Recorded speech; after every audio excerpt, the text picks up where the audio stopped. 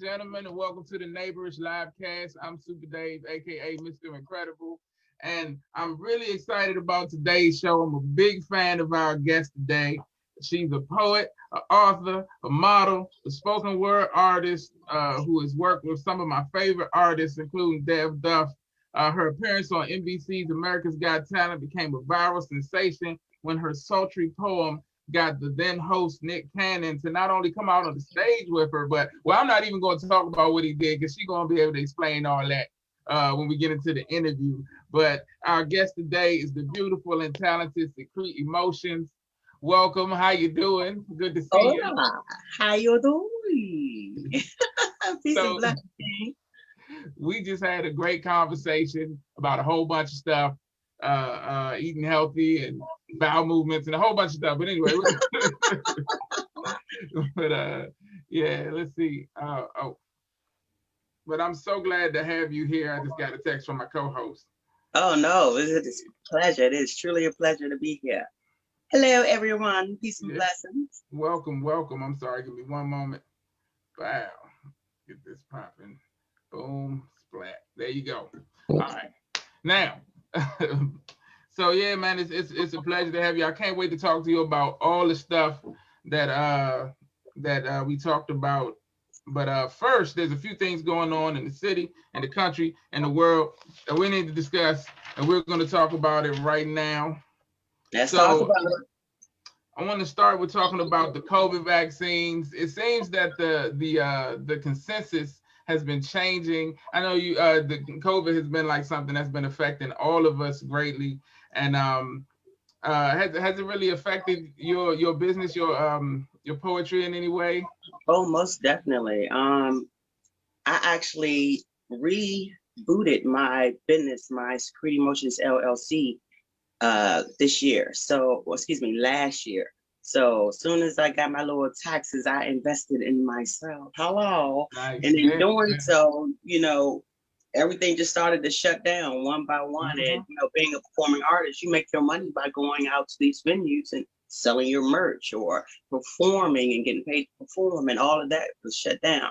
So it really did affect me in a huge way, especially with me just starting my business and not really knowing how to navigate the internet and sell my merch online and, get it out there. But that was a beautiful thing, because in doing so, and me getting on IG and me getting on TikTok and all these other apps, I found different ways to market myself, and how, they have these different circular things where you can download the app and just touch someone's phone, and now all of your information is on their phone. It's different ways to get your stuff out there. You just have to do the research and find it. So I'm really grateful for being able to find TikTok and go on all these other places and see the awesome independent entrepreneurs who are doing it themselves.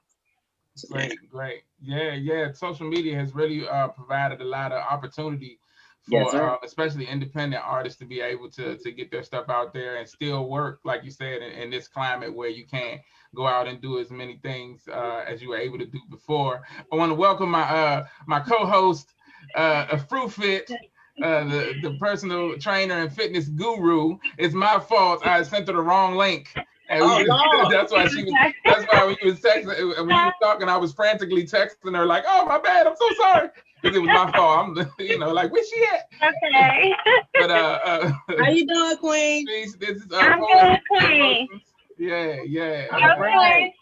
Yeah, man. I was just telling her, man, we had a great conversation before the show started about eating healthy and changing diets and things. I was like, man, I wish Patrice was here. She would have loved this conversation. But we'll talk about it some more. But we were just getting into the topics, So I was talking about the vaccine and how the consensus seems to be changing, especially among our community about taking the vaccine. A lot more people are opening up to the idea of actually getting it, in an effort to try to move back to a level of normalcy. I know there's still a lot of skepticism, though, among a lot of us.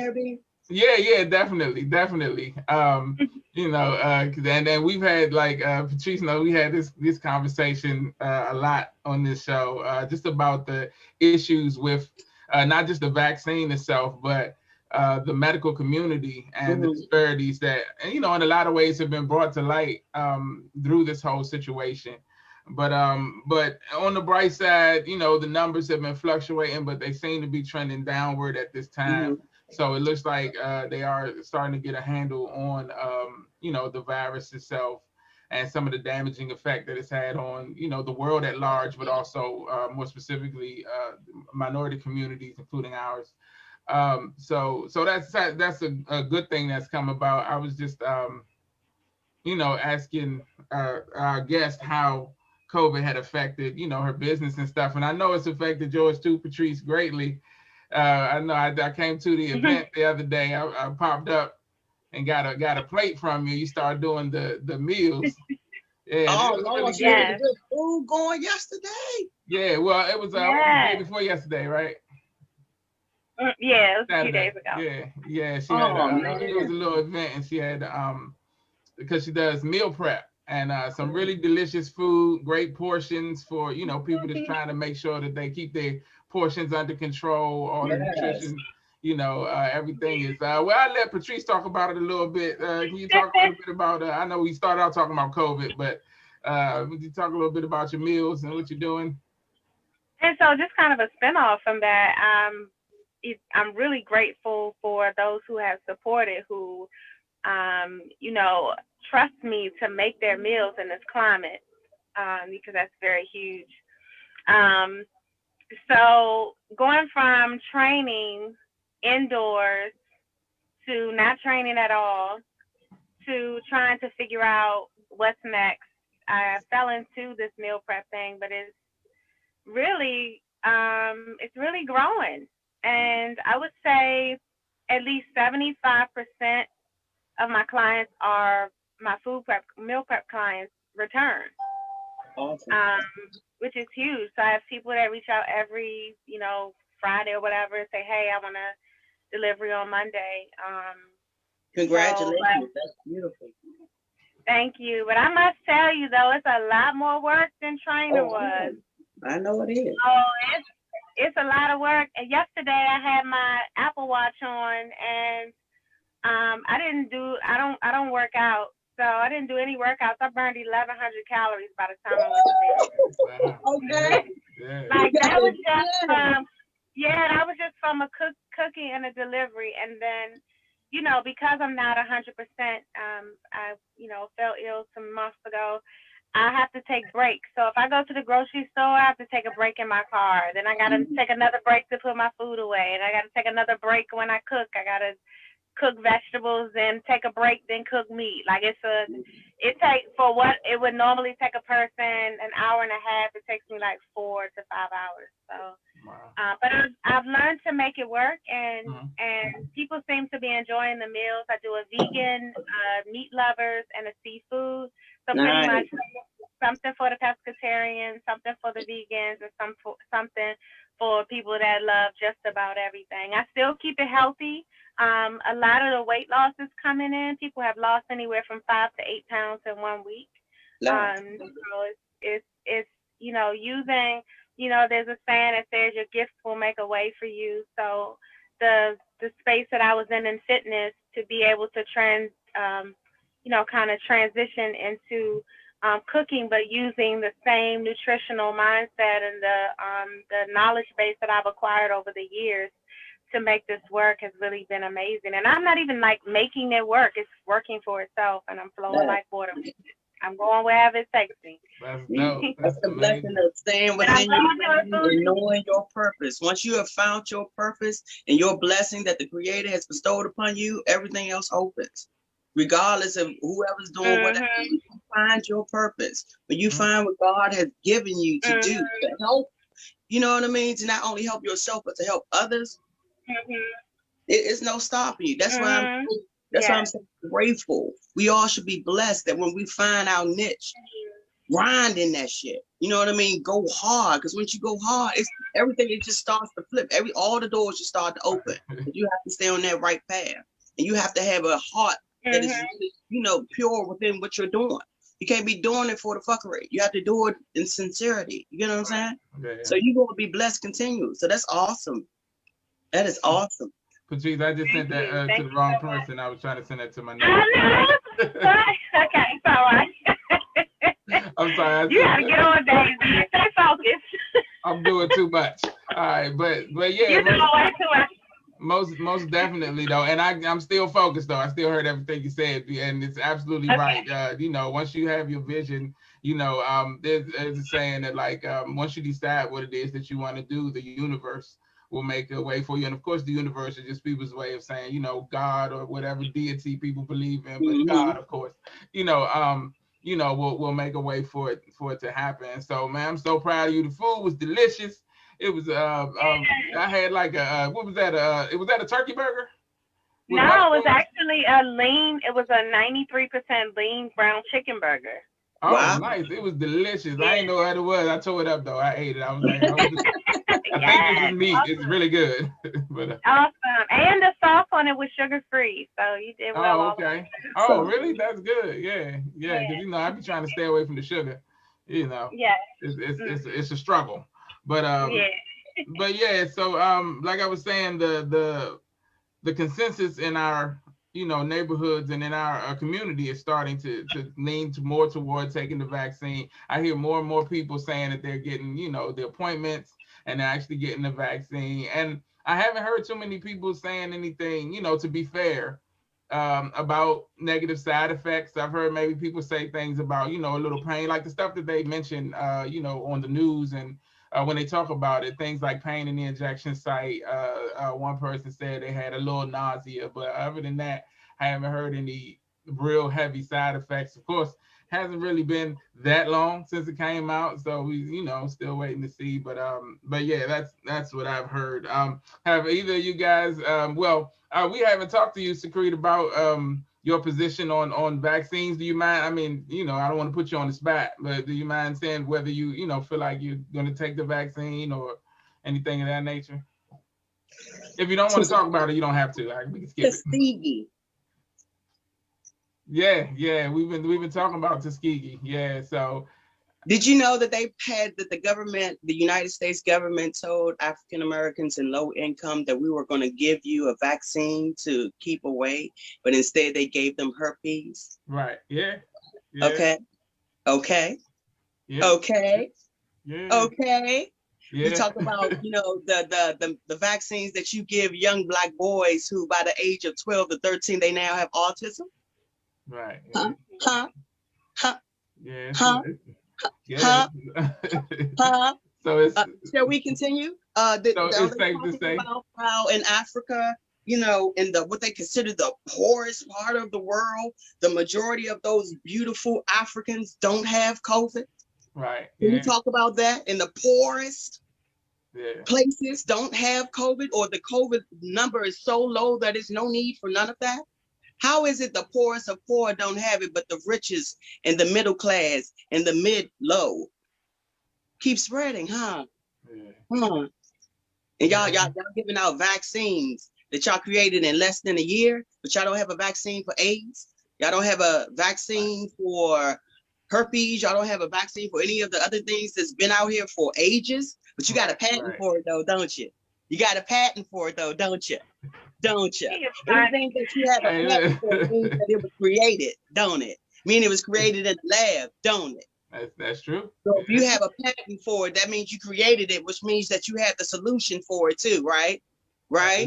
All stuff that we're talking about. You speaking our language, Secrete. Hey, but look, I got a surprise for you. Special guest that wanted to pop in and say what's up to you. I'm gonna bring him in right now. Let's see.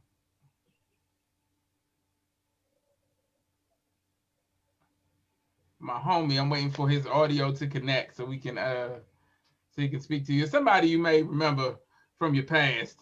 I dug deep into your past and found somebody. No, I'm just playing. Don't go digging too deep now. Might find somebody you don't want to know. Dev Rowe, you in there, man?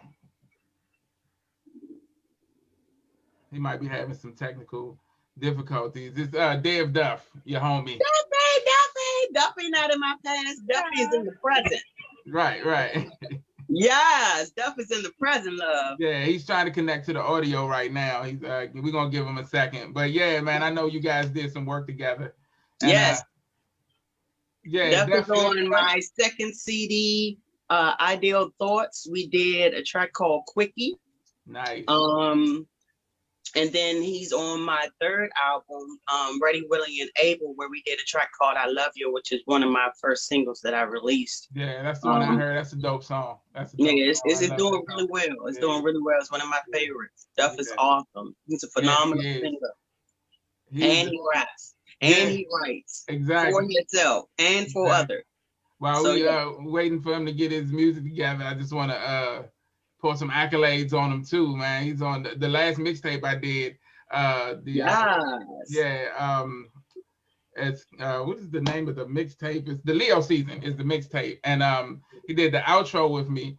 And there's stuff like he came in the studio and just like the way he put together like the sound that he put on there, it almost sounds like it's keys being played, but it's him singing it like live. It's so dope. It's amazing. So Duff, if you're in there, you gotta unmute yourself, homie. You're muted. Take off the mute. Right. So he's working on it. We'll get him in there. But yeah, man.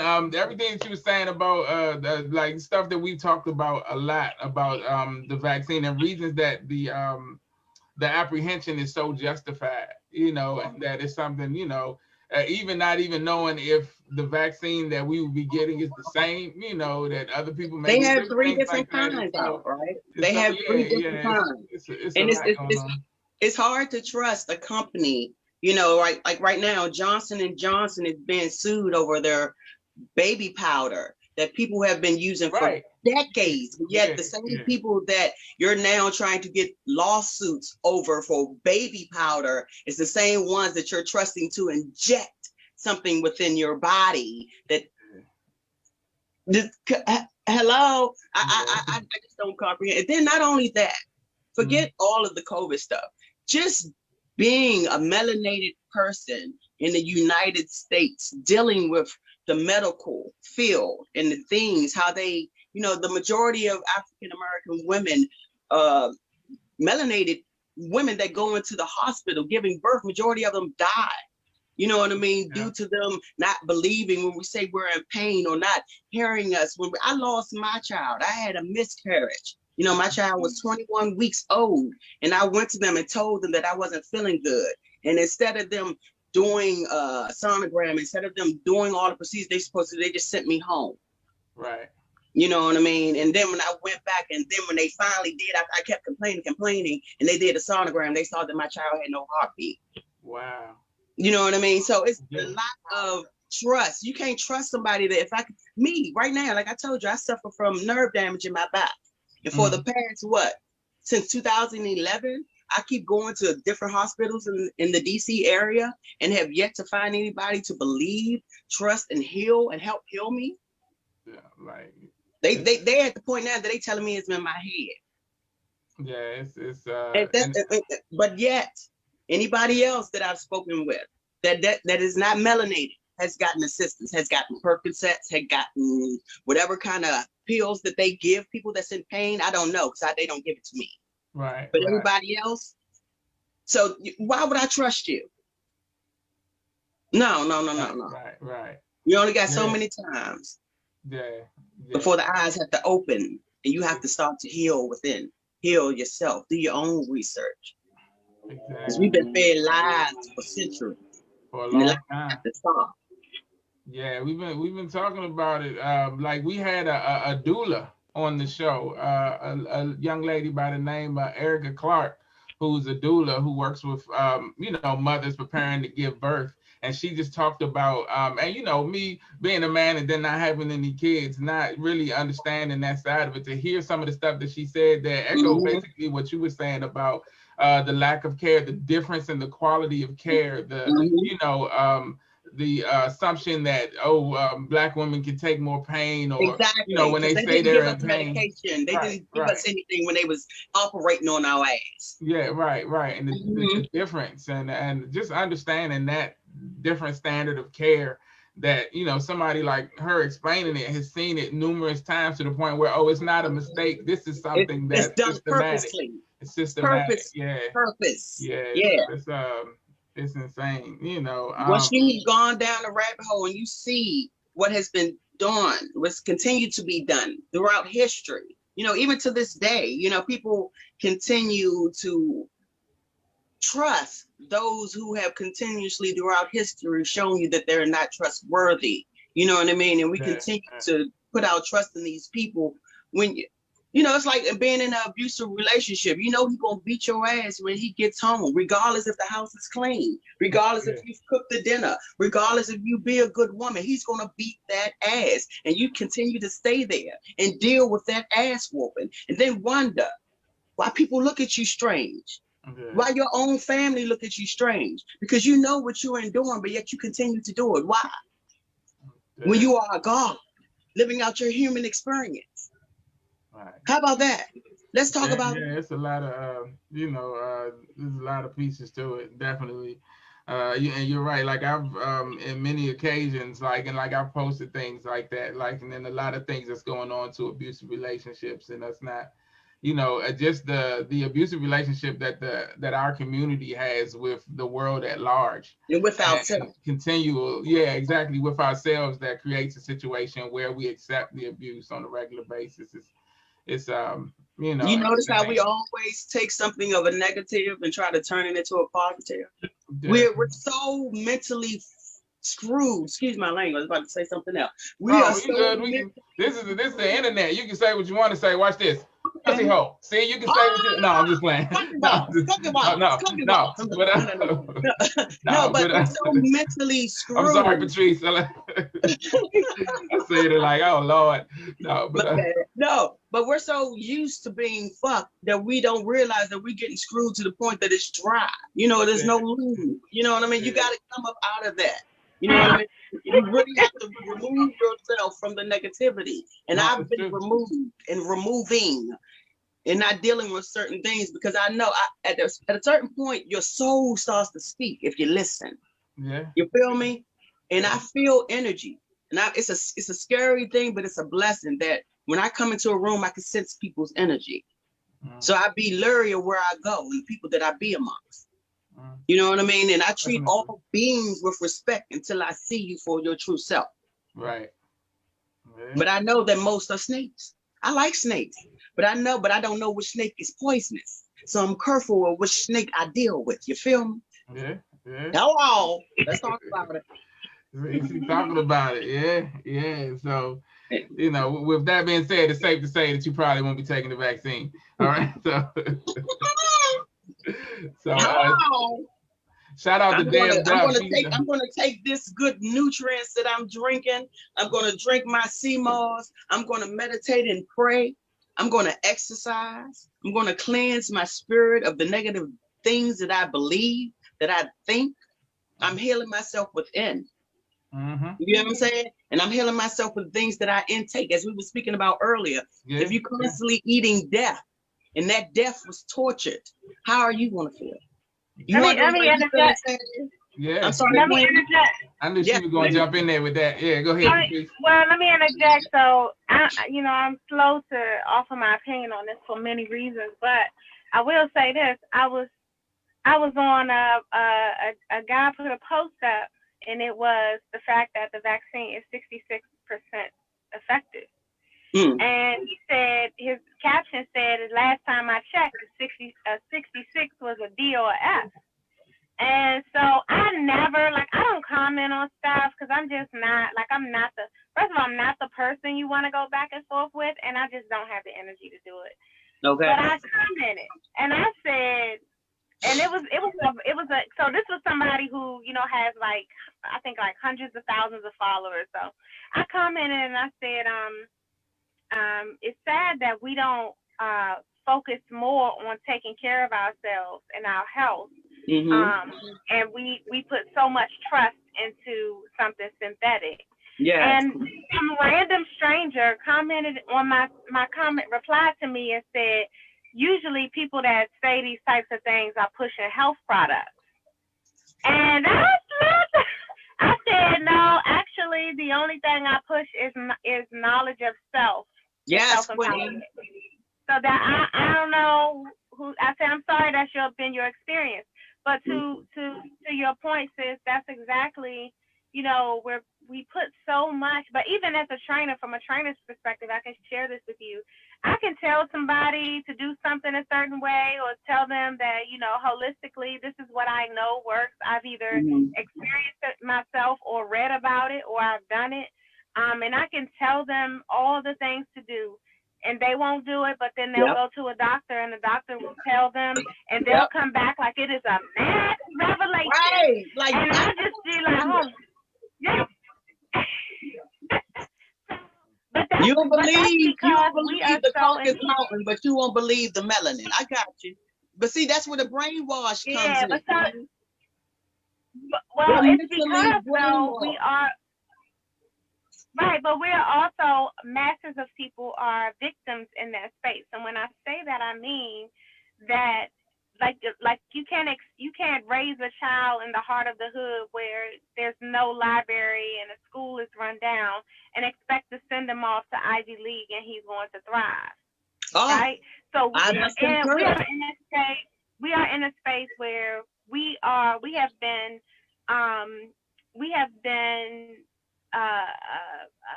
in this space where we must believe what we've been taught to believe. Everything about westernized medicine and westernized medicine is correct. Right. So anything that goes against that, innately we question it if we do not have knowledge of self. Right. You know what I mean? So as a trainer and as a health and fitness professional over the years, I've learned to just listen. And if that person believes what they believe is going to work, and they got to go talk to Bob and not believe the melanin, then that's, I just flow with it. But to your point, that's exactly what's happening. People they trust in everything synthetic and everything westernized, and nothing innate and nothing natural. Yes, Queen, and it's terrible because, Dr. Sebi was talking about this back in the 80s. He was curing AIDS, high blood pressure, diabetes, everything back in the 80s. This man left and came to the United States to show the government, hey, you don't have to worry about AIDS. He took all the people that he cured, brought them, set them in the court system. It was like, they was trying to sue him. They was like, no, you don't have no cure. He was like, yes, here go the people. Look at their results. They had AIDS here. And after seeing me, now they don't have it. I'm talking about full-blown AIDS, not HIV. Right. Yeah. And the government knew this. And the government said, fuck you. Do you hear me? He went to Donahue. He went to Oprah. He went to these people to talk to them. Did they want to talk to him? Yeah. Y'all want to heal the world, but y'all won't talk to the man who's actually showing you proof? If y'all so-called believe in the JC, that's JC right there walking. He's showing you that he's doing the healing, but y'all don't want to believe him because it's all natural. Because those in the pharmaceutical companies who's making billions off our ass dying slow. Yeah. Y'all don't want to listen. But see, that's what it's all about. It's all about the money. Their God is their money. And once you realize and understand that, then you will conduct yourself in a proper manner. We have the melanated race people. We have to realize we are not the minority. We are the majority. We are all over the world, but because they told you because you're Spanish or you're El Salvadorian or because you're Jamaican or because you're Chinese or whatever the case may be, even though you darker than my pale looking tail, you dark, beautiful, black, brown, melanated people speak foreign languages, but don't consider themselves to be black. Because the Europeans have taught you that you are not melanated. You think that you're something other because you speak a foreign language. You thinking that you're something other than what you are. Okay. But they've taken all of our truth and turned it into their truth. That's why it's called his story, but it's really our story. His story that he stole. Yeah. So it's all, that's like the Queen said, you have to know your truth. You have to know your past, your real truth. And when you start to go down that rabbit hole and find out, you can't deal with the bullshit. You're not just going to accept what they say because you know what is true and what is factual. Secrete Emotions, ladies and gentlemen. She's here. My apologies. No, you good. When I get it in. You good, man. You good. This is the place for it. David, Did you see Dad was on there? He said he typed something. Yeah. I was saying shout out to him. Yeah, he said he's here and he's listening. I guess he couldn't get the sound together, but he's rocking with us. So yeah, my plan was to bring him on and have him talk to you a little bit. But yeah, he's here. He can hear us, but he couldn't get his sound together. So shout out to Dave Duff, one of the dopest artists in the DMV, and a collaborator with our guest today, the lovely and talented Miss Secrete Emotions. So I want to talk about a few more things before we get into this interview. Did either of you all see the Coming to America sequel? Yes. Have you seen it? So what'd you think of it? I'm gonna get your opinion. I'm not gonna get your opinion. Patrice, did you see it? No. I was talking to her at first, but now I'm talking to you. Oh no, I didn't see it. I don't want to speak on it. It was good to see the people. Yeah, I mean, I thought it was pretty good. I don't think it lived up to. So I think a lot of people wanted it to live up to. Like the first one was a cultural icon. It was you can't touch that. You can't put nothing on it. And that's why Eddie didn't want to do a sequel for a long time. And so but he wound up going in and doing it. And I appreciate the actors that they had in it. One thing that I truly enjoyed was seeing those who were still in the first one. Like Duff was just saying, I think I was talking to Duff, and he was like, young. The barbershop men should not still be. Oh yeah, they too old. They should have been They should have been got this 30 years later. They was like 60, 70 back then, so they 100 and something. Right. But as far as it was just beautiful to see all that melanin. To be honest with you, I love that part. They had little slick, but see, you had to really be paying attention because they had little slick little comments and jokes in it that was on some funny shit. I love the way that they intertwined the old movie with the new. I did enjoy that. Yeah. You know how they went back with the scene when they was in the club. Yeah. I enjoyed that. That was groovy. Yeah. That was dope. I mean, it wasn't bad.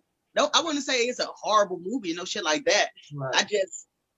I wanted more. You know what I'm saying? Everybody, coming behind such a classic, it's like you want to kind of get that same feeling. It's hard to do that in 2020, when it was filmed. It's hard to get that same feeling of that original, Coming to America. So I wanted to talk a little bit about they did some interviews in the weeks leading up to the release of the movie, and a couple of interesting revelations came out from people like Eddie Murphy and Arsenio, talking about things like how, the movie came out in 88, and the original came out in 88, and back then the actor Louis Anderson, who was in the McDowell scenes with them. Oh yeah. They said he had. They brought him back. He was like, next year? No, he said next month. It'll be last. Right. It'll be on the grill. This man was at the register. Yeah. And, but they talked about how back then they had to put him in the movie. Like the company Paramount was like, oh, you don't have any white people. You have to have a white person in this movie. Like they actually told him that because it was white people could say that. So they were like, well, who's the funniest white guy we know? And they went and got Louis Anderson, and he was in it. But he was the obligatory white person in the movie. Like you can't have a movie with all black people. You got to have a couple whites in there. So that. Well, I'll be crooked. Yeah. Well, they don't want us to do nothing without them being up in there. Well, of course, same way when they did Black Panther, all black, but you got to have your white savior somewhere in the movie. Yeah. So yeah. I have a question. I didn't see it. I just don't really watch anything much, but a friend of mine told me, she said there's an illegitimate child and a loud baby's mother in the movie. Yeah. Is that wasn't in the old movie? What was the purpose of that? Well, that was the bringing the story up to date. So basically, when don't tell the movie. Well, yeah, I can't tell. I don't think she's gonna watch it, but there are people watching who might watch it. But we'll talk about it later, Patrice. But yeah, it was. But no, you was right. You know what I mean? Eddie has children, but all he has is girls.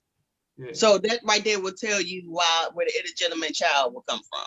Yeah. Because if you're a king, you need an heir, and your heir needs to be what? Male. Yeah. So all he got is girls. Yeah. So they play that into it, and Leslie Jones plays the baby mama. Yeah, and but yeah, it was, you know, like I said, it didn't you know, it wasn't the cultural classic, but I think it's going to stand the test. I mean, I think it was all right, and it's for 2021. I think that it's standard. You know, it's a okay movie.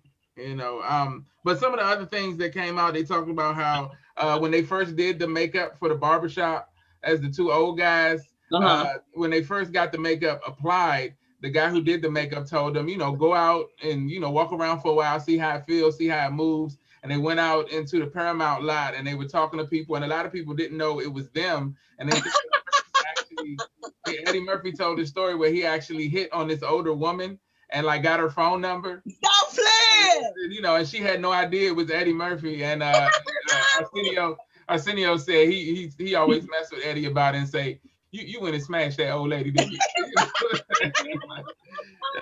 so probably, you know, Eddie was wild back in the day. But yeah, man. So if you haven't seen it, you know, it's been a lot of opinions floating around. I would just say, you know, watch it and make your own opinion about it. Yeah, as opposed to, I mean, because, you know, we get a lot of opinions from social media and from other people and stuff. But I mean, you know, building your own is important. So I would say check it out. If you don't like it, you don't like it. But, you know. So moving on.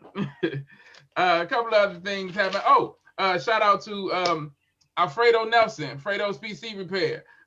When we're at home, when we're in our home studio, which is the picture behind me, the Nubian Human in the Anacostia Art Center, he's our neighbor. I've known him since elementary school. He started working, fixing phones and stuff like that, and now he has his own brick and mortar shop, Fredo's PC Repair. Anything that breaks electronic that you need fixed, he can fix it. For real? Up to date. My phone need to be fixed. How much you charge? Hello. Any phone screens, batteries, anything. Where's he located? Price. He's right on Good Hope Road. I can get the you know where the Anacostia Art Center is on Good Hope Road. He's right next to the Anacostia Art Center. Have you been in the Nubian Human? Down on Good Hope Road, down by Good Hope and MLK. By Big Chair? Yeah, on Good Hope and MLK.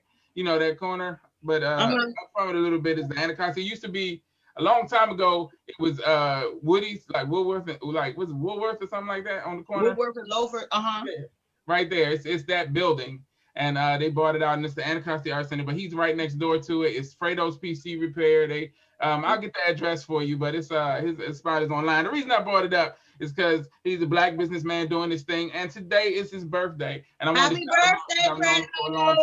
I wanted to welcome him to the 40 Club. You know, yeah. So I've been there for a couple of months, and now he's joining the club. Me too. I've literally known this dude since elementary school. Like I think we met our first day at kindergarten. Oh, and you that's know, awesome. That long, was it like 38 years, something like that? 30. Well, no, it's a little less than that. But anyway, you know, my math is off because I went to DC public schools. But anyway, look at you. But yeah, shout out to my brother Fredo. Happy 40th, brother. I also wanted to talk about real quick, going back to Coming to America. The guy who played Eddie's son, Jermaine Fowler, was born in D.C. He went to Northwestern High School. He grew up in Hyattsville. He went to Northwestern High School. He's a comedian. He's been on a couple of TV shows and stuff, and he got this was his biggest role yet. And just shout out to him. That is awesome. I don't know him personally. I've never met him, but people in the comedy scene in DC who know him well. So shout out to him just being from the area and getting this type of a big break. Also, today is International Women's Day. Woo-hoo. So I'm blessed to have two amazing women with me today. So I just wanted to take, because it's an International Women's Day, and so much lately has been happening in the realm of like women's rights and just women coming into their own and things of that nature. And it's been a beautiful thing. I just wanted to talk a little bit about some women that have inspired us, you know, in our lives. And I'll start, I'm gonna shout out my mom. She's one of my best friends. I'm 100% a mama's boy. Yeah. And I love my mama, but she's one of the nicest people you'll ever meet, one of the hardest working women, and her support and love over the years has, been extremely helpful and extremely, just a blessing to me. And so I want you guys, can you think of any inspirational women? And I'll start with our guest, Mr. Secrete Emotions. Any women that have, impacted your path in life? Oh, Shout definitely. out.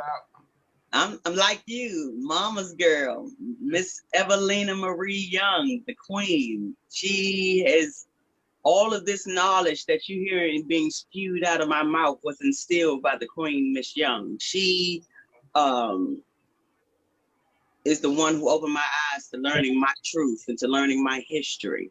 To be able to have class and to be able to cook my tail off came from my grandmother, Miss Dorothy Young Cherry, and my auntie, Miss Michelle Downs. These are women who have empowered me, enriched me spiritually, financially, emotionally, made me into the woman that I believe that I've grown into. I've had strong, powerful women. My great aunt Leola Smith, who is a stagehand. For those who don't know what a stagehand is, it's a person that works behind the scenes in the music and radio production field, movies production, all of that. I got into doing stagehand because of my aunt. So I've had nothing but beautiful, strong Black women who have raised me to be the queen that I am now. And I give thanks to them and the ancestors that came before them. Yes. And one of my inspirations to even start writing was the queen Maya Angelou, who is no longer here. It's because of her. It was a queen named Yanni who gave me my first Maya Angelou book when I was 8, 9 years old. My mother was working at Gonzaga High School, and she gave me my first Maya Angelou book. And it's just, God just blessed me that I was surrounded by beautiful queens who enriched me to do great things. That's dope. That's dope.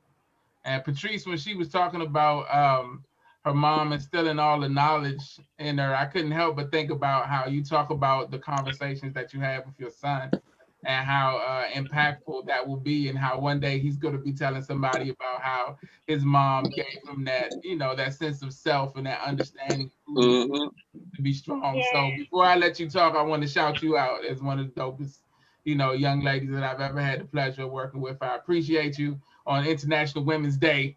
Now, Yeah. yeah. Now, who you like? Who's your inspiration? Now, who inspires you? This might sound weird, but um, for me, like, I'm inspired by me. Yes, I am. I'm yes. inspired by me. Of course,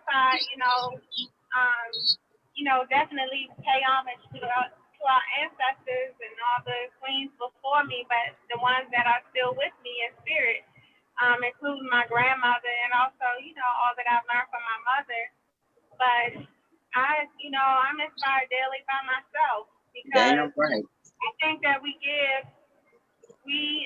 in order for you to really tap into the deepest part of your spiritual self, you have to connect to that, hold on to it, and be self-empowered.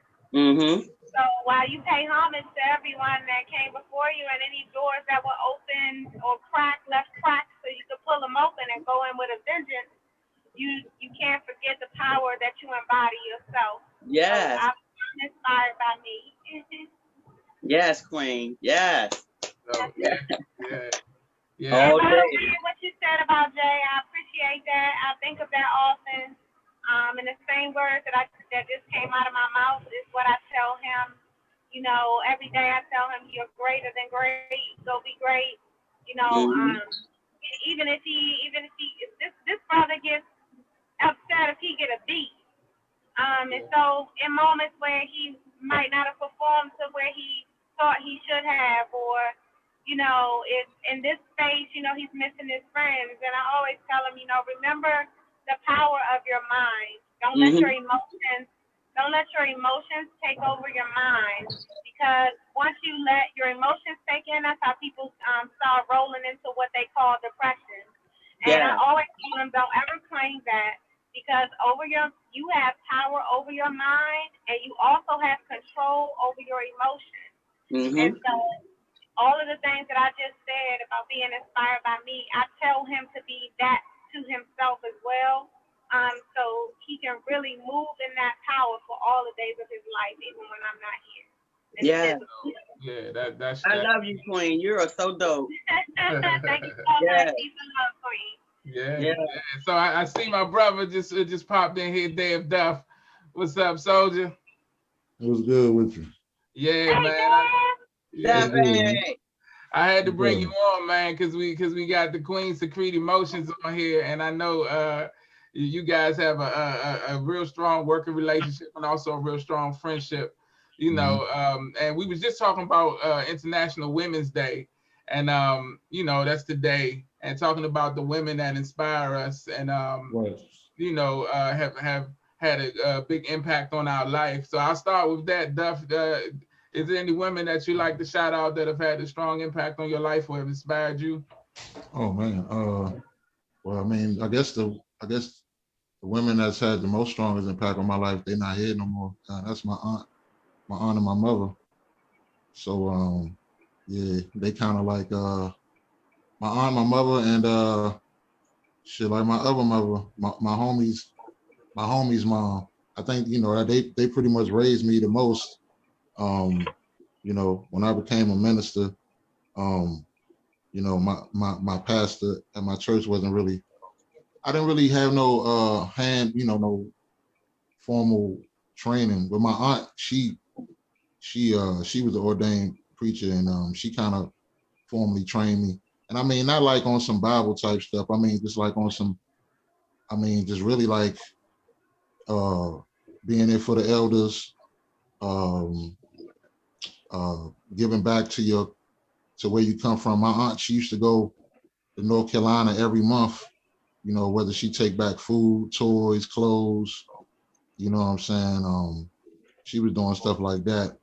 And, you know, I was teaching Bible study to like, you know, 50, 60, 70-year-olds. And when I was like 20, in my 20s, I was doing that while I was, you know, trying to manage my craft and become this artist or whatever. And so, you know, my mom taught me how to sing. And yeah, you know, it's real big impact. And my homie's mom, you know, Miss Barbara, you know, you know, my mom would be trying to go to sleep so she can go to work. You know, she would help me with my homework, and I was doing crossword puzzles with her, and you know, just stuff like that. Listening to records, listening to vinyl, you know, listening to vinyl records. You know, just you know, they my foundation, man. They're definitely my foundation. Amongst a lot of other women, I could go on, you know. Right, that's dope though, man. It's always interesting to me the moments that you're like we were just talking about, you know, your homie's mom like doing the crossword puzzle and helping you with your homework. It's always so interesting to me the things that you know our mind lets us remember, the moments that impact us the most, and so that's dope, man. Shout out to them queens because you know it's always evident when a person has that good balance of masculine and feminine, you know, and they have a good understanding. And you know, we always connect in our conversations. I always feel that you know, that balance in you, like you always, you know, a real your character is strong and your personality is strong, and it comes from having that, you know, that balance. And so that's dope, man. I say that to say they did an awesome job. So salute to those queens, man. Yeah, man. Salute to them, man. Yeah. Definitely. So since you're here, man, it's a good way to start the interview with Secrete Emotions, man, because I know you had a question you wanted to ask her, and yeah, so she's here, man. So I'm gonna let you start it out with the question that you had sent me. My question was, what motivates you to write? What motivates you? Yeah. Life and life's experiences. What I'm going through at the time, what I've been exposed to, what someone has told me that might have put a tingle in my ear. So anything that I'm exposed to that inspires me, life. Well, I noticed, you know, I've always, I know you're a poet, you know, and I know you write about everything, but I know I'm not gonna say your theme is like erotic poetry, but I noticed that's like, you know, that's that's a part. I mean, that's a part of the Secrete Emotions. Part of you. What man, I already know the story, but I just want you to talk about it. What started like Secrete Emotions? What actually I might have missed that part because I've been in and out. So y'all gotta excuse me because I'm at work, so I've been like in and out. I haven't been hearing We everything haven't y'all talked talking about about. it yet. Yeah. Okay. Yeah. Yeah, so like how does Secrete Emotions become about? Were you always Secrete Emotions? Did you have another name at first? You know, and what was your first poem? What was your first, do you remember your actual first piece of poetry? Well, my original name was Secrete Garden. When I went to go get it copyright trademark, they said that it was a group already in England that was using the name Secret Garden, but theirs was Secret Garden. Mine was Secrete Garden, but they said it was too much of a similarity, even though it was spelled spaced differently. So I had to change it. At the time, I was going to Southeastern University, and I was just really getting started on WPGC 95.5 Love Talk and Slow Jam. So a lot of the times we would either go into the studio, or after I was done with class, Maxwell the poet, who was one of the poets that I used to perform with at WPGC, he would sometimes meet me after school, and we would go to Anacostia Park and we would write. So we were writing because we were supposed to be performing that night on the radio, and we were doing like a back and forth type of poetry thing that we had came up with. And I was telling him that I was having problems with my name because all this time I've been Secrete Garden, but they saying I can't use the name. And he was like, okay, well, what are you doing? And I was like, I'm releasing my words. I'm releasing my emotions. I'm secreting out my emotions. So he was like, exactly. That's your name. That's where you get that's what you're doing, right? You're secreting, you're releasing your emotions out on pen or paper, right? Secrete emotions. So that's how we got the name Secrete Emotions. My first poem, because as I stated, my mother was walking down the rabbit hole during my entire life. So I was on a real militant poetry. That's what I was doing. I was writing poetry about our history, about the greatness of melanated people. And I wrote this 2-page poem in the 8th grade. And I was trying to read it at the poetry, at the contest that we was having, the talent show we was having. And my principal, Mr. Fields, was the principal of Holy Redeemer at the time. And he was like, Tennille, it's a little bit much. He's like, for the 8th grade, he's like, it's a little bit much for the kids. You might want to, revamp it or find another way. And his mother was the librarian. So she pulled me to the side and was like, who's your favorite poet? And I was like, Maya Angelou. She's like, okay, well, let's find one of her pieces that you can perform at the event, at the talent show. And we looked through and I found Phenomenal Woman. And she went through Phenomenal Woman with me and told me how to move my hands and use your expression and emphasize certain words. And, with a hump from my breast, I'm phenomenal woman. So I went up there, I did it. I won first place. And to get the response that I received from my peers, it was the most high I have ever been in my life. And I was like, this is what I want to do. This is what I need to do. This is what I want to do. So I continue on with my writing. And of course, as you going into junior high, you start to being more exposed to boys and love and relationship. And as I stated, I write about or what influenced me or what I see. And I grew up on love. Like my mother raised me listening to love songs, R&B, 96.3, late at night, all the noise. You know what I mean? These are the Isley Brothers, Donny Hathaway. This is what I was exposed to. So when you hear soulful music 24/7 all around you, that's all I could do was ooze out what I was hearing, what I was feeling, and I began to write. And so, yes, I write all kinds of poetry, but I do specialize in erotic poetry. If that answers your question. Yep. Yeah, definitely. And while I got you two here, I just want to ask you all about you guys' collaborations, because you've collaborated a couple of times. I'm gonna start with you, Secrete Emotions. Do you have a favorite piece that you and Duff has done together? Everything I do with Duff is my favorite. He pulls it out of you. I mean, he a vicious ass artist. There's nothing I can say. Like, I Love You is my favorite right now. But like, I've done pieces with him, or just to be in his presence is a good energy. You feel what I'm saying? It's good to find somebody who, as soon as you just in their presence, you calm. You feel like you good. You feel like you can just release and be yourself.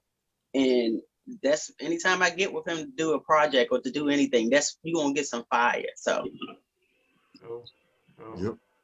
And Duff, same question to you. Do you have a favorite piece or a project that y'all have done together?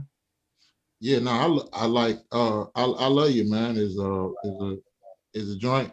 I mean, I like Quickie. I love Quickie too, because that's our, that was our first piece, and it kind of like that kind of came together like it came together real organic, like, because we hadn't even met yet. Yeah, we hadn't even met. Like, we had a buddy of mine named Khalil that had a track, and he played a track for me, and it was from a buddy of his from Amsterdam. And actually, Khalil is the dude that actually made my first my single Radio. And so Gabron. Yeah, Haran Gabron, man. And so he go by DJ Jamal now. Oh yeah. Yeah, DJ Jamal now. But yeah, so just went over there, man, and I used to go over his house every now and then, and I went over there. He played this track for me that he got from Amsterdam, and from the track, he pretty much he played it. It was like real eccentric, real exotic, real slow, melodic, and he's playing the track, and there was these, like, light hints of oohs and moans, and, like, what I'm saying, slight little talking in the background. And I thought it came with the track. I thought it was just the track or whatever. And then he was like, nah, that's my homegirl Tanil. She a poet. He was like, she a poet. She erotic poet. Da da da da. And I was like, oh, for real? And then so he gave me the track. He's like, let me see. He said, take this down with you, see what you do with it or whatever. So I wrote something like probably like that night, maybe like the next night. And so went back over there, recorded, and then I just recorded and get, that was it. And then Khalil told me, like, yeah, I gave it to Tanil, and she loved it. And I was like, okay, that's what's up. Like, I wasn't really, and then I forgot how everything transpired after that. I think I got your number. I got your number from Khalil, maybe, or something. We talked, but I know we met on U Street, had pizza. Yeah. We just clicked. That was it. You know what I'm saying? You've been stuck with me ever since. Yep, pretty much. You know what I'm saying? So, like, yeah. So yeah, that's how that came together. And I think that took a little minute. Like, we did the song, and then I maybe met you maybe about 2-3 months later or something. Like, you know what I mean? And I Love You came about because I just got this track. I just heard it, and when I heard it, I had the chorus, but I wanted to share it with I heard her voice, when I heard the track. So, like, I didn't really have to think about who I wanted to do the song with. So when I heard the song, immediately I already knew I wanted to rock it out with. And so yeah, that's been our collaborations thus far. We got a chance to perform at Tropicalia, you know what I mean? We got a chance to perform with live band. Every time, when I was, doing my thing, man, open mics and all of that, man, it was a lot of times that, I don't really be looking out in the crowd looking for anybody to come through or whatever. But, Tanil, man, she come through, she definitely would come through and, support, when she could, and, all the time, and I really appreciated that, you know what I'm saying? Appreciate you too. Yeah, man. So, man, so what's up, Wendy? Y'all gonna do anything else, man? When's the next one? Absolutely. Yeah, absolutely. We got new babies to make on in the studio. You just gotta Yeah. make it happen. Yeah, absolutely. Yeah, I'm back in creative mode. So, you know, she back in creative mode. You know, it's a matter of us, you know, linking up and vibing out, you know. So, yeah. That'll be awesome, man. I can't wait to see what y'all. Both of y'all are dope artists. Like I said, I'm a fan of both of y'all, man. So I'm glad you got her as a guest too, because I was like, I didn't even know. Like I didn't even know. I just I was on IG and I just seen that zone. I was like, oh shit, that's it. I'm gonna try to get on this zone, because I didn't even know. And that's how I found out. Oh, my bad. Go ahead. No, go ahead. Go ahead. Oh, I was just gonna say, and that's how I found out about Secrete Emotions. Y'all, I think I was telling her when we talked on the phone yesterday. I was like, I've met you before at one of Duff, or I don't know, was it your open mic Duff, or was it Jay's, the one over there off of like 14th? It was a little spot that y'all was doing, and she was there, and myself and two of the artists I was working with came through. And, the club all the way uptown. Yeah. The Mexican spot. Yeah. Yeah. Shows there. Yeah, I can't remember. It's all in the cloud right now. You know me. Yeah, it's all good. It's all good. But yeah, that was the first time I was introduced, and then after meeting What's her, up, man? I think the poem that she did was just dope. And then I saw, I think at that time she had already featured on something of yours, and so I listened to it. I'm like, oh, that's her, okay. And then she hosted my whole mixtape, man. Yeah, she hosted my whole mixtape, man. I wanted her to host my whole mixtape. I was just like, I needed she was guest. You hear her voice, between each track. So I needed that. Just something that I feel you one of a kind right now. Tanil, poetry is an open market for it. You know what I'm saying? It's been open. You've been on the train for a minute. You know what I'm saying? So it's like, keep doing your thing, because it's definitely, it will pay off. You know what I'm saying? I don't really know any, poets and these spoken word artists that's kind of like been, it's consistent. I know, everybody got their life struggles and all of that going on. But don't quit. No, never. Don't do it. I quit when I'm 6 feet deep. How about that? Yeah, exactly. Even then, you might release 2 more after that. Huh? Yeah, I know, right? Yeah, I know. You know what I'm saying? We still want to be releasing work after we done, But I gotta sign out, man. I gotta roll out, man. Patrice.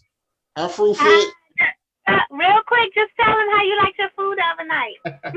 Hey, the food was good, man. We ate at a video shoot with Jason and Jacob. So the food was good. The turkey, the chicken burger with gravy. Chicken burger. Yeah, the chicken burger with gravy and mushrooms on that joint. It was and you had the salmon, and you had the good tilapia. Yeah. It was all Yeah, man. I definitely got to holler at you on nutrition, man. Like I said, I'm trying to lose like 70 pounds, so I want to, I'm trying to get that in. So yeah. Okay, we will. I'll talk to you soon. Thank you so much. All right, Dave. Appreciate you. Bye, Tanil. Love you so much. Love you too, Duff. I love you, brother. Thank you so much for coming through and kicking it with us for Secrete Emotions, man. I appreciate you. Hey, be safe, man. Have a good one, man. We're gonna talk soon, man. Okay, boss. All right. Peace. All right, sure. Yeah, man. Dave Duff, man. That's the homie. But, so yeah, since he kicked it off, man, let's keep this interview going. So I wanted to ask you, one of the main things that I always ask all of my guests, and I'm always interested by the answer that I get, is before your poetry and stuff, or maybe not. So when you were younger and people used to ask you what you want to be when you grow up, do you remember what you would tell them? I wanted to be a veterinarian. I love animals. I still do. I don't know if you can see it, but that's my fish tank right there. Yeah, I see it. Yeah. I have the Jack Dempsey, 2 Oscars, and Manigwinski. Okay, yeah. So I love animals. I had a cat, but my cat is with my brother now. No. And Yeah. cats with my aunt. Okay. Okay. So yeah, that's what I wanted to be. I wanted to be a veterinarian. I love it was either that or a cook or a chef. So I'm still kind of within my field because I did just like the queen. I cook as well. You know what I mean? I don't do a lot of dinners, but when I got on hard times, I started to do my own cooking and selling dinners, selling plates. But mine was infused with goodness. But yeah, so you know, and I have my I food want to talk in the to you place. about that. I want to add that to mine at some point. I definitely would love to talk to you about that. Yes, definitely. Okay, no problem. Yeah, I'll make sure y'all get each We're other all healing. info. I'm about the healing. You know what I mean? If we can heal each other naturally, the way that the Creator made it, everything we need is outside. How about that? We can literally pick it off a tree, Exactly. get it out the ground. Mm-hmm. Yeah. It's teas that we can drink, dandelion. You know the little what's the name? I forget what you call it. The little things that you suck on. You can actually pull it out and suck on. Honeysuckle. Honeysuckles. You know what I mean? Yeah, I had to clear that up because it sounded like you was talking about something else. But anyway, so naughty. I thought you was about to break out in poetry. Ball, right? I thought you was about to do a poem. I'm like, what are we talking about? Yeah. I like the natural. But yeah, the reason I asked that question is always because it's always interesting to see, and I like to have examples of the fact that where you start isn't always where you finish, and that's okay. It's a lot of people out here stressing out because they started with one idea of what their life was going to be, and that didn't necessarily happen the way that they wanted it to. And you know, just trying to stress the fact that that's fine, because that is all right. Finding your true self is a process. You know what I'm saying? That's all it is. Sometimes, and sometimes it can take, you know, as long as it takes, There's no time limit on it. But once you find that it's important to, you know, revel in it and live in it and be in it, and you know, build on it, and you'll start to notice, like we were saying before, that life will make a way for it once you realize what it is that you're supposed to be doing. So it's always dope to see, like, you know, you started, you know, one way, and now you're blessing the world with your erotic poetry and you know, your books and modeling. And the modeling, how'd you get into modeling? I don't know, I stumbled on it. How about that? My first one that I can actually remember was when I was in high school. I was attending Duke Ellington School of the Arts, and it probably even was before then. Okay, where my mother used to work at Gonzaga, right? And working at Gonzaga High School, and I went to Catholic school, right? So a lot of the times we used to have go-go's, so backyard, junkyard, property utensils, EU, or whatever. They would come to Gonzaga's auditorium or gymnasium, and they would do shows there. So I took my little hot ass up there and went to the go-go, was dancing and all that other type stuff. And one of the photographers that, you know, take the pictures was like, "You really pretty, you should do modeling," or what have you. And he took some of my pictures there that night at the go-go. So from those pictures that he took at the go-go, he hit me up and he had me do like this little commercial. I never saw the commercial either. And they filmed it on Gonzaga's property. And he just had, it was like a person, I don't know what it was, like some type of ad or what have you. And he just had me walking back and forth, up and down by the field by Gonzaga. And that's how I got started into it, doing stuff like that. But just recently in 2019, was it 2019? Right before the pandemic. Yeah. Right before the pandemic, I did two independent movies by female. It was a female who, I forget, it's SoundCloud.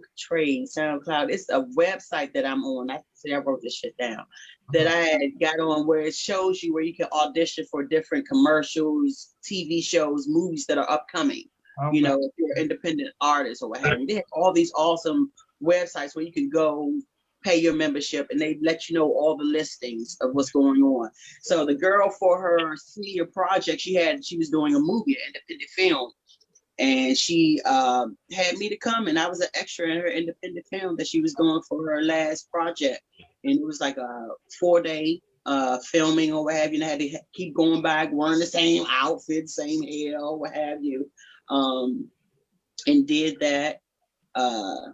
Was in my friend, the late Claude Akil Nadir.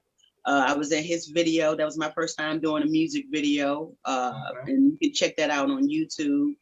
And I just stayed with it, you know what I mean? And I love taking pictures. So I've always, you know, had my photographer, my user photographer by the name of, let me slow it down. He's been my photographer forever. He gonna be mad at me. Ooh, Rick Logan. There he is. So I say we all have those phenomenal photographer. He's out of the DMV area. Very reasonable. Takes great pictures. You can trust him. He works with women of all shades and colors, sizes. He does not have a preference, and he knows how to make a woman feel comfortable and look beautiful within her being herself. So that's what I've been working with. Majority of my CD covers was done by him, except for my second CD, Ideal Thoughts, that was done by another photographer who's also out of Maryland. My apologies for not remember his name right now, but he did a great job. But I just try to stay within my field of where I'm comfortable. You know, it's all about finding your comfortability. And I've truly been blessed that I do everything that I love to do. Like I said, I cook. So I was able to get my food handler's license, do those plates. I love taking pictures. I love modeling. So I was able to stay within that field. I love to deal with people. So I do lift. I'm able to drive and get, you know, it's all about finding your niche and what you're good at. Once you find what you're good at, you stick with, like you say, you stick with it and you grind. You grind hard as shit and all your doors going to open. And, you know, and if that's a part of life, you're going to fail. But it's not even about failure. It's about a learning process. You're learning and you're growing from every experience. I'm learning right now having this discussion with you. You know what I mean? And you need that down in order to get back up. That's what it's about. Yeah. In and out. Luscious, all that good. No, but no, yeah, definitely 100%, man. Yeah, that's what it's all about. I wanted to real quick. Duff said his phone died, but he did want to say that in honor of your red dress, he's singing Johnny Gill right now. Shout out tag. So shout out to Duff singing the Johnny Gill to you for your dress. But yeah, man, it's definitely true, and it's beautiful that you are blessed with the ability to do the things that you that you love and be happy in life. That's something that we talk about a lot on this show. Something that I preach just in general is getting out of the mindset because of how we were raised. You know, a lot of us came from families where we saw our parents go to jobs sometimes that they hated, you know, and they would come home stressed out and angry and upset because they had to work and they're not making enough money, but there's this sense of obligation and this is what you have to do to be comfortable or be a productive part of society. And we have to get out of that mindset and understand you can find what you love to do and find out how to monetize it. And then, you know, and that's, you know, and that's something that you can make sustainable for your life. And there's a chance to do it. And so it's cool that a lot more people are doing that, especially now. I know Patrice talks a lot about the pandemic being a time of stopping and focusing yourself and things of that nature. And people have had the opportunity to take more chances and take more time to do things that they've always wanted to do, always wanted to try out, things that were innately them, but they felt like they didn't have the freedom to do before. So that's one of the blessings of this time that we've been going through.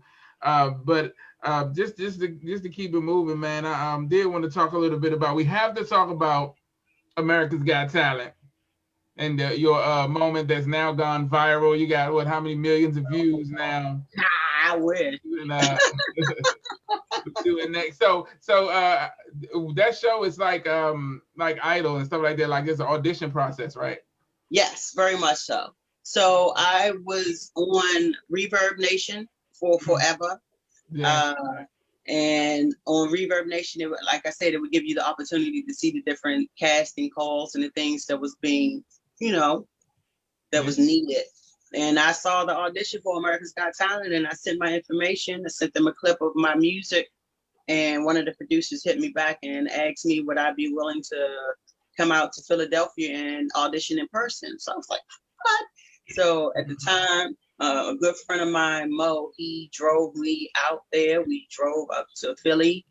I did the audition, and I didn't hear back from him for like 4 months. So I figured I didn't get it or what have you. And then one day I was checking my email, and they was like, hey, we flying you out to New York. We got you booked, your hotel, your flight, everything's ready. Just come wearing the outfit that you wore at the audition and perform. And I was like, yeah, okay, when? I said, everything's taken care of. Like, right. Y'all picking me up at the table? Oh, yeah. Y'all got me a hotel? Yeah. So it was awesome. It was like truly, I felt like a star. You know what I mean? I went to the airport, picked up my ticket, made it into New York. They had a limo pick me up. The limo took me to this beautiful hotel that smelled like a Moroccan dream orgasm that literally was right in the heart of Times Square, a block away from the big old projector screens or what have you. Okay. Walked in there, had this awesome, like, futuristic type of room. It just it's beautiful. The ambiance, everything was awesome. Nice. They gave you a stipend for, while you was there to eat and all that have you. But the kicker was when I got there, I'm like you, Queen. I don't really watch television. I watch a lot of documentaries and movies. So by me not doing my research on the show and seeing that it was a family-friendly show, and when I did my audition, I did one of my most erotic pieces, which was Lying In. So when I got there and saw kids running around, I asked the producers, I was like, that piece that I'm doing is a very erotic piece. I don't think it'll be appropriate for, the audience that we have. And the producer was like, no, it's going to be great. We want something live and edgy, and you're going to be great. You're going to be great. Just go out there and do your thing. Oh my God. I went on national television, and the words that came out of my mouth after they said, go ahead, was, I'm lying in bed thinking about head, wishing you would come and touch me there. Pull down my Vicky underwear. Oh, how I can come from just your stare, but you don't. And so guess what they did? Yeah. I saw the X, then I saw another X, then I saw another X. And then when it got to Howie Mandel was like, I liked it. I really did like it, but it's just not for this show, which I believe. Right, you said that. Yeah. Which is why I told the producers, you know what I mean? But I didn't say that on television. You know what I mean? I nodded my head and I told them, thank you for the opportunity. And I proceeded to walk off the stage. But as I walked off the stage, Nick Cannon came out there. He was like, go back. He was like, you know what? Maybe y'all need to see it with her doing it with some little action. Y'all need something. Right. He was like, go ahead, y'all go do it. You just go ahead and say, I said, you sure? He was like, yeah, say it. So I proceeded to say it again. I'm lying in bed, thinking about head. And then Nick Cannon proceeds to take off his damn clothes. Right. Doing all this, riding on. I'm like, go ahead. Because at the time I was engaged. I said, you better go ahead. Mariah, you better get him. That's funny. I had that Mariah money, but I damn sure got something better than Mariah culture. Hello. I was like, stop playing with me. But it was an awesome experience. To get up there, to be able to have my little, 5 seconds of fame or what have you. But they, like I said, Howie Mandel enjoyed it. Scary. Well, you ain't like one of them little freaky white dudes, but go ahead. Yeah, Howard Stern freak dad's gonna tell me, oh, that's just not right for this show. We don't do this one on this show. And I'm looking at him like, when I did have cable, you was the most freaked out white motherfucker on this bitch. You had bitches pussy, shaking their ass, giving head, all this on your show. Like, you know what I mean? I'm like, respect. I do understand. I should have done my research. That's why it's so important to do your research on whatever position you're going for in life. Food, job, entertainment, whatever it is. If you're going for something, do your research on it. Find out exactly what it is they're looking for so that you can execute it to the best of your ability within what you know how to do. Right. Because Right. I executed that motherfucker, but it wasn't the right show to be executing it on. Right. So my You know, next question, you kind of answered it already. So that, because you know, a lot of that stuff, when you see it, you think some of it is like scripted, like they told you go do this, and then he's gonna come out and do. But it was all spontaneous. It wasn't like Nick all Cannon would just be like, spontaneous. Your man came out there and gave me my own personal striptease on national television. right, Go check it yeah. out. It's still up there. But yeah, like I said, it was cool. And then after I walked off stage, you know, he interviewed me a little bit more. He was like, you know, I'm gonna go home, lying in bed, thinking about what she said. Right up, you know what I mean? So it was cool. But it was a trip how they was trying to manipulate it, you know, because afterwards they was like, all right, well, we want to get a scene of you walking off. And they had me walking off, like they recorded me walking off like 4 times. They said, we want you to give a shout out to somebody and then walk off. So I gave a shout out to my mom and my daughter, you know, my fiance, DC. Thank y'all for, you know, tuning in. My family that came, that's from New York, that came to support. And I did this like 4 times. It was like they was trying to get me to cry or some shit. You know what I mean? I'm like, nah, I'm not going to do that for what? This was awesome. This was a great experience. But trust and believe, when I got in that taxi to go back to that hotel, yes, Lord, they came out. But I wasn't on television because I was hurt. You know what I mean? They used me in all aspects because they knew this is a family-friendly show. But they wanted something with a little edge, something that to get people like, oh, you know what I mean? Yeah, they sure hyped that clip up. You know, I was like, I watched it a couple of times. But anyway, so the last thing I'm gonna ask you about it, and you don't have to answer this if you don't want to. Did Nick Cannon try to holler after that? Was he trying to holler at you and see what's up with the? Oh no, he was very respectful. I'm just playing. Very respectful. He straight up, when the camera was right there, he said what he had to say, played around or whatever. Once the camera said cut, that nigga went on about his business. Right. Yeah, because he you know, they know. You know, he know his caliber of what he can deal with. I don't think he wanted none of that. But it was good. It was fun. It was fun. Yeah, that's good. Yeah, it seemed like an amazing experience, and it's so good to see, you know, somebody with your level of talent represented, even if it was for that moment, and you got that viral moment that will always live, you know, it will always be there. Nobody can take that from you, you know. So that's dope that you have that moment. You know, even though it is a moment, and you know, with your level of skill and ability, I see many more moments for you. We were just talking about, you know, International Women's Day and the women that inspire us. So I want to ask you, with stuff like that moment and the music that you put out and the work from acting and modeling and things, how does it feel to know that there are aspiring poets, there are women who are aspiring to do things in the fields that you've succeeded at, that can look at your work and be inspired by you? You know, that's a blessing. Yeah. I mean, that's all we're doing. I mean, let's just think about it. We all have a talent, and it's all about finding that talent and sharing it with the world. God, I don't want to offend anybody, but the Creator gave us all a special gift that nobody else can do. They can probably do it, but they can't do it like you do it. Feel me?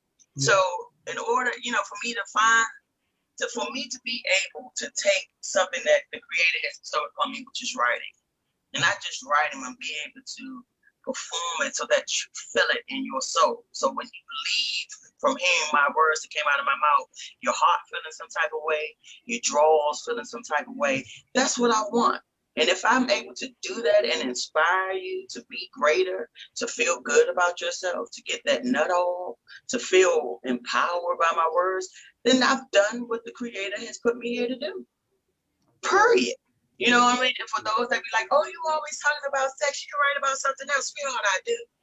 What you need me to write about? A funeral, wedding, bar mitzvah? I write about all things, but I specialize in erotic poetry. And as far as I know, we all get here from fucking. Hello? Yeah. You know? So, you know, there's nothing wrong with that. That's and we do it, making love, screwing, whatever you want to call it. That's how we all got here. So for all the holier than thous, I'm pretty sure when nighttime come around and the pastor needs a good licking, you do your job because you're his wife and you're serving your man. So, you know, think about it. Yeah, definitely, and that's a great segue.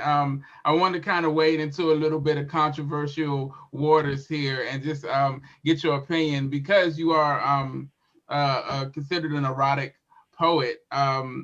There's been a conversation that has been amplified. It's always been around, but it's probably been amplified over the past few years or so, with the quote unquote, feminine sexual revolution, and things that have pushed that to the boundaries of acceptability. Things like the release of the song WAP, the Cardi B and Megan Thee Stallion, and things like that. And there are people who feel like that erotic and overtly sexual content doesn't really have a place in mainstream media.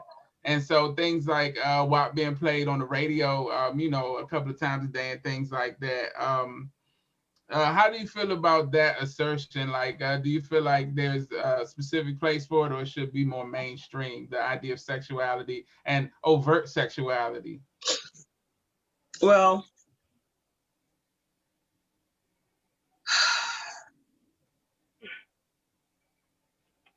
we all, from infancy, have been exposed to something of sexual nature, whether it was indirect or right in our face. Right. They feed off of that. That's what they do. They entertain us with it.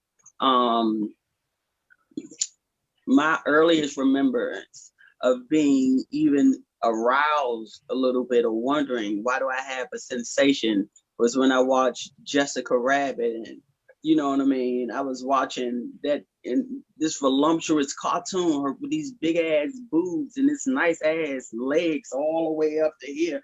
I'm like, what the fuck? And this is a kid's cartoon animation. So we've always been exposed throughout the European exposure. We've always been exposed to sex in some way, shape, form, or fashion. They throw it in our face.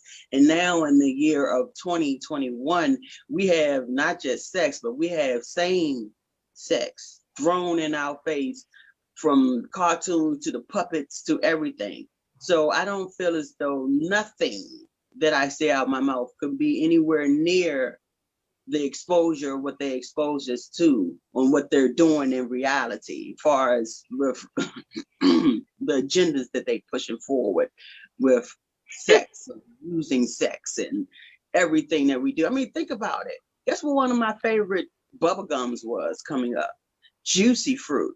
I used to love singing that commercial. You want to sing it with me, boys and girls? Stick it in, pull it out. The taste is gonna move you when you pop it in your mouth. Come on, Juicy Fruit is gonna move you. The juice is soft. It gets right to you. You know what I mean? So they've always had some type of sexual shit in the commercials and things that we do. The songs that we say growing up, they had all kinds of music come. I mean, even when you think about jazz in the earlier years, I heard a song I'd never heard before. And it was an old jazz singer. And she was like, suck my pussy, baby. And I'm like, what the fuck? Yeah. I'm thinking the shit that I'm saying out of my mouth is a little risque. But I'm talking about back in the day, some of the queens and the dudes were saying some wild ass shit. They even had a dude that was like, meet me with your black drawers on. I mean, so we always have been exposing and sharing our sexual endeavors and what we've been through and been exposed to. This is, again, since the beginning of time, it's always been fucking, and it ain't gonna stop, because that's how we all got here. Even though they trying to put everything into the makings to get you to stop doing the nasty, putting things in your food to get you to feeling and acting a certain way, and this is documented. You know what I mean? Because they know that the world is way overpopulated, and they continue to dig and do fucked up shit. So of course you gotta push the agenda to something else. Right. Yeah. But it still consists of fucking, and that's something else. It's just there's no coming out of that fucking. Oh, there's coming out of it, but there's nothing being created out of it. Yeah, that was metaphorical. Yeah, but so yeah, I just wanted to get your, just because, like I said, you're known as an erotic poet, and there's a big conversation, you know, like I said, around eroticism in mainstream media, in in society today, and how it's being pushed, and how a lot of people just don't like it. You know, people want to stick to more standard or more traditional things. But like you said, But even what's going back tradition? to, yeah, I was Who's about to say, just tradition? like you said, even going back through, history, it's been pushed on us, but in a more, subconscious kind of way. Exactly. I mean, but whose history that's the known that we're supposed to be going by? We're Right. living by European standards. That's not ours. We Yeah. are a spiritual people. We're not religious. Right. Right. You Right. feel me? We're Yeah. Yeah. spiritual beings, not religious. So Yeah. when you're spiritual and you know the body, you know the spirit, you know this is just flesh. Yeah. This is just something to be used, but not to be abused. You feel me? You Right. know, these breasts were meant to be sucked upon. Was supposed to be sucked upon first for nourishment for my seed. Yeah. You the one that took that and made it into a negative. Made me feel bad for putting my breast into my child's mouth.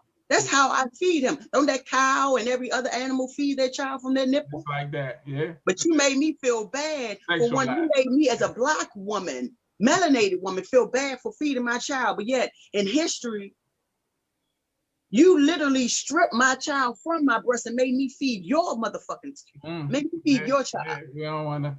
Yeah, Okay. man. That's So, yeah. you know, it's all Yeah, about they the don't want to mind talk fuck. about that though. Yeah, yeah. You know what I mean? You made it nasty. You made it something that should be, I Yeah. was the first one in my family to break that generational curse. I breastfed both my kids with my little bitties. You know what I mean? They used to try to join me. I'll talk about something, your bitty, they ain't big enough.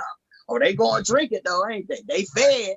They fed. And the nourishment, the time, Yeah. the bond that's created from you feeding your child, getting that nutrients, the way that it shapes your body back real quick, shrinks that thing back down from being able to feed your child and do that. All the greatness that comes from bonding and feeding your child, but they try to make it nasty. They try to put that Similac up in their baby's mouth. You know what I mean? That same Chemicals, shit that's yeah. giving them eczema, same shit that's Chemicals giving them, on 'em. making them sick, giving them Mhm. bumps, giving them hives, and you wondering why your child messed up, why they diarrhea, why they having explosive diarrhea, why the baby screaming, they got flash and rash all in his mouth, because he's supposed to be drinking from that breast, that Right. natural milk.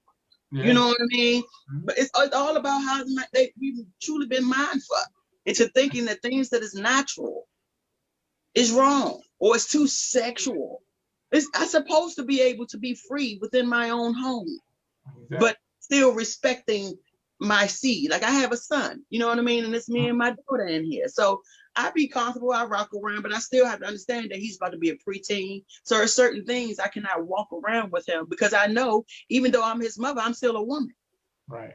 You know what I mean? So it's all about that respect and knowing the boundaries of, and also not just knowing the boundaries, but informing him about me. Right. Because Right. I never want to hide myself from my children. I'm going to be who I am. And I want him to know that a woman's body is beautiful. There's nothing wrong with you loving and wanting to be with a woman, but you can't be with me. You feel what I'm saying? Mhm. But you should be with a woman because that's what you were made for. And that's my opinion and how I was raised. And not about, it has nothing to do with a fucking religion or none of that shit. Like we was talking about earlier, it's all about the connect. Because me connecting this way ain't shit coming.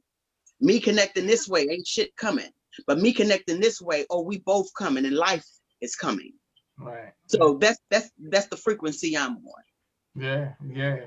Hey, Patrice, I think in the intensity and the content also, it seems like Secrete Emotions.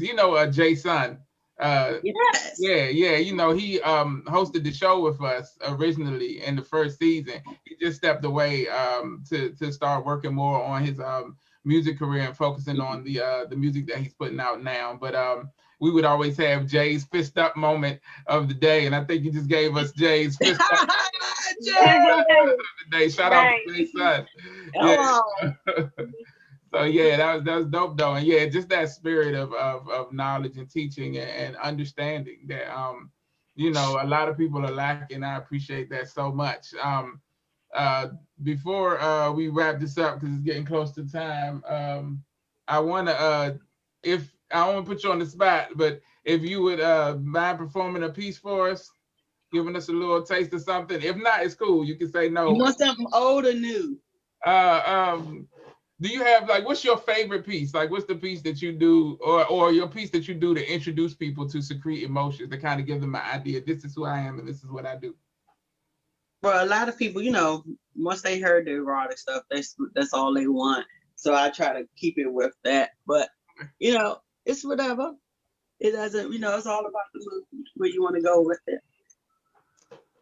I could do whatever you want to go with it. Yeah, it's well, I think it's fine. We're not. It's no censors or anything, so you can do what you do. Take a little passage from my book, A Lover's Journal. Yes, A Lovely Journey, which is available right now. Where can they find A Lovely Journey? You can cop this on lulu.com. Again, it's entitled A Lover's Journal. And yeah, you can check it out there and enjoy it. It has poems, it has poems with pictures depicting the poem. That's you in the picture? That is I. I know. I've seen the picture. I just wanted you to tell everybody it was you.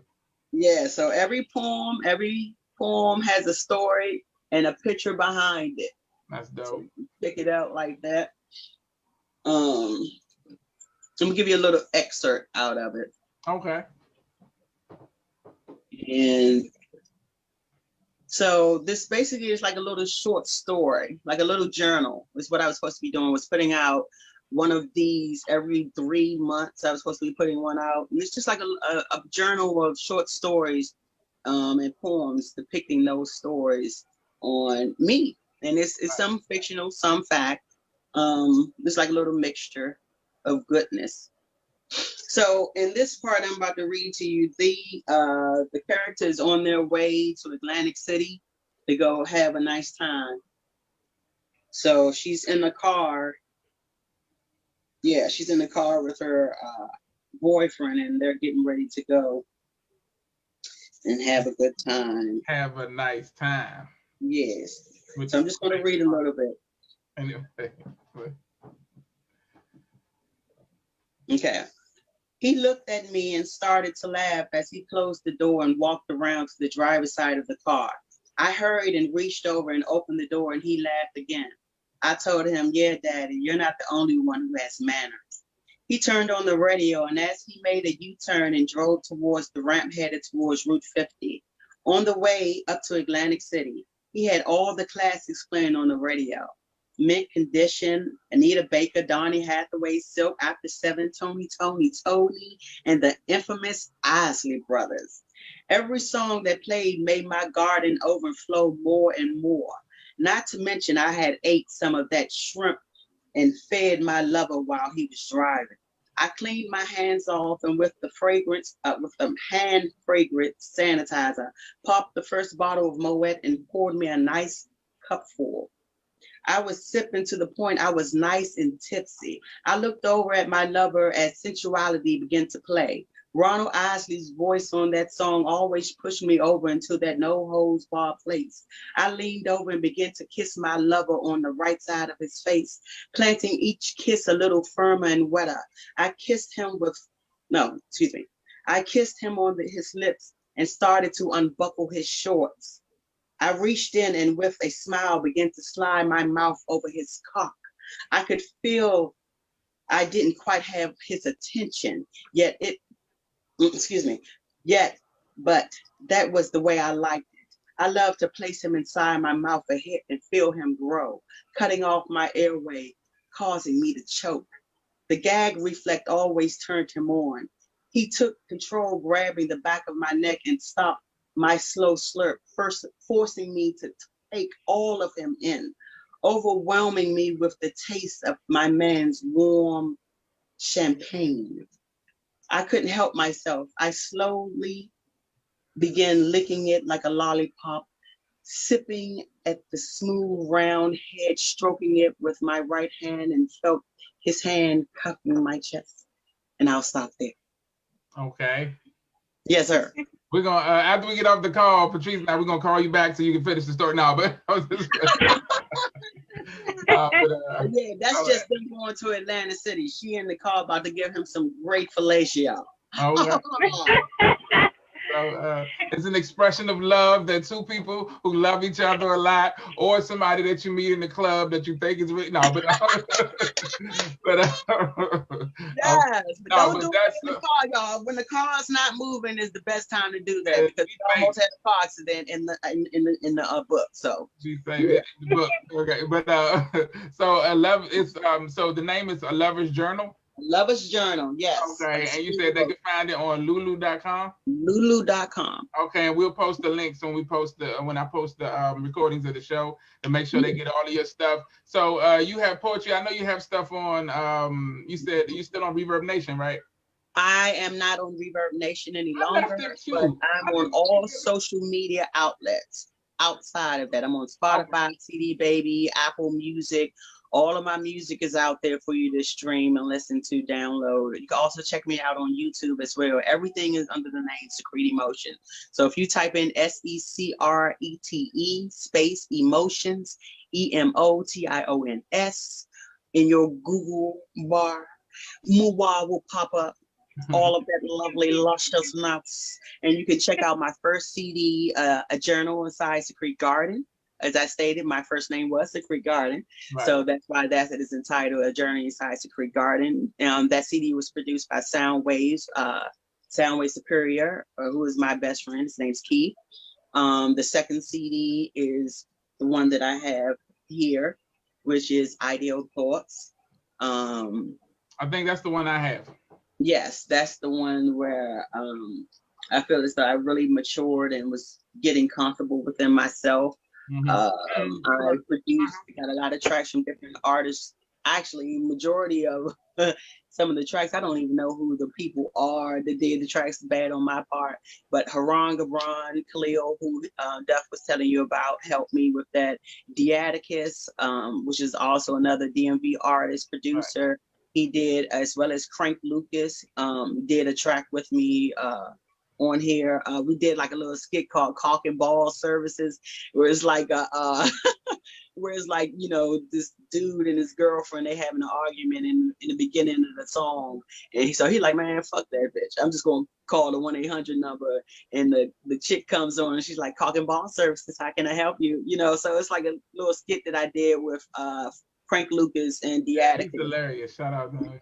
So, you know, I really got to, you know, truly get to expose myself and just try different things and work with different music. And a lot of times being a erotic poet, a person that specializes in erotic poet, people try to send me a lot of always slow or erotic.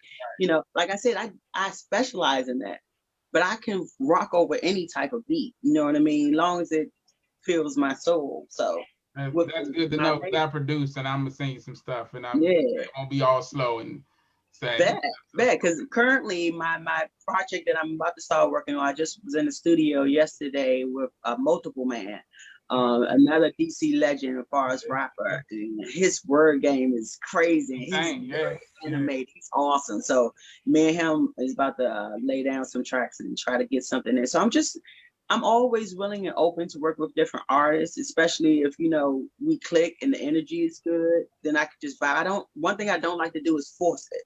You know what I mean? Because I was in a funk for a long time where I couldn't write. And I couldn't write because my soul was angered because I was supposed to write with Multiple Man about maybe 2 or 3 years ago. But with the climate of all the cop killing and all the things that was going on, I was like, I don't feel about writing about nothing sexual or writing about nothing funny. Ain't shit funny. You know what I mean? Me talking about getting fucked is not going to solve the problem. You know what I mean? And I had to figure out a way to be able to express myself so that it's healing me as well as being able to heal someone else. Right. So now I'm at that point where I'm ready to write and, you know, not be so angry. Because as you see throughout this conversation, when we start speaking on something that's really dear to me, I get a little heightened, you know what I mean? And sometimes that can scare people off to where they don't want to listen. They can't receive the message because it sounds like it's coming out of anger. And I don't want to come out of anger, but I want you to feel what the fuck I'm saying. You feel what I'm saying? Because this shit is not a game. You know, we've been walking dead way too long, and it's time for us to wake the fuck up. Definitely. And I'm the right motherfucker. Yeah. I'm gonna wake both parts of you up if I can. Right. Yeah, 100%, man. Thank you so much for coming and talking to us today, man. I appreciate it so much. It has truly been a pleasure. Yeah, I cannot wait to do it again. Yeah, man, you got to come back. You had so much insight and stuff. We got to get you to come back through and finish that story. But so if people want to, search for, go to YouTube and find the clip if you haven't seen it from America's Got Talent. It's hilarious. It's dope that she was, put on that platform. And people got a chance to see what she does, and it opened up, a whole new fan base and stuff like that. Because, you're one of those people with the talent and the wisdom that the world needs to know about. So, yeah, man, it's been amazing talking to you. King, it's been a pleasure. King and Queen, it has truly been a pleasure. Yeah. Absolutely. I can't wait to do it again. I love the energy. I wish you both continued success, continue happiness, and may we all continue to grow within our grace. Definitely. Thank you so much. Definitely. So on behalf of myself, Super Dave, aka Mr. Incredible, our resident feminine energy, Patrice Fruitfit Jones, and the lovely and talented Miss Secrete Emotions. Thank you guys for checking out another episode of the Neighborish Livecast. We'll be back next week. Oh, big announcement. We are moving. This is the last show that's going to be 11 to 12:30. Next week we'll be in our new time slot, 7 p.m. to 8:30 p.m. And that's a good time slot, for the erotic poetry. When we get you to come back through, that's a good time slot. We can get a little more. Anyway, so check us out next week. We'll be back with more guests, more information, more inspiration, and more fun. Have a great International Women's Day. Y'all take care of yourselves and each other. Peace and blessings. Peace and love. Yes.